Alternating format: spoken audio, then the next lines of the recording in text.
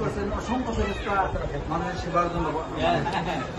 উনি আমাদের রব্বুল আলামিন দেখেই তো উনি এত আমাদের যত্ন করছেন। সিমিলারলি একই জিনিস আমাদের দলের একই, আমরা তো দেশের নাগরিক, আমাদের সেবা করার জন্য আমাদের রাষ্ট্রনায়করা আছে। এটা যদি আমাদের অধিকার না বজায় রাখে হারাতে তো যে ডিফল্ট হবে। তারা হচ্ছে আপনার কাছে যে এমানতটা নিচ্ছে, আপনি তো তাকে ভোটটা দিচ্ছেন, আপনার এমানত তার কাছে রাখছেন, তাই না? আপনার আমানতের উপর সে খেয়ানত করতেছে, সে কিন্তু আপনার আমানতটা পরিপূর্ণভাবে আপনার ফেরত দিচ্ছে না, দিচ্ছে দিলে তো আপনার ওই দোকানটা এরকম থাকতো আর অনেক উন্নত হতো, আপনার পরিবার আরো অনেক ভালো থাকতো। তো আমাদের টাকাগুলো তোমার তো ওরা নিয়ে গেছে, আমাদের ট্যাক্সগুলো নিয়ে গেছে। এটা জমি কিনতে যে ট্যাক্স দিয়ে আসবে সেগুলি সব ওরা সব আপনাকে বছর এখন আমাদের চিন্তা করেন, আপনি আজকের থেকে 20 বছর আগে কি ট্যাক্স দিচ্ছেন, এখন কি ট্যাক্স? ওরা 100 গুণ বেড়ে গেছে।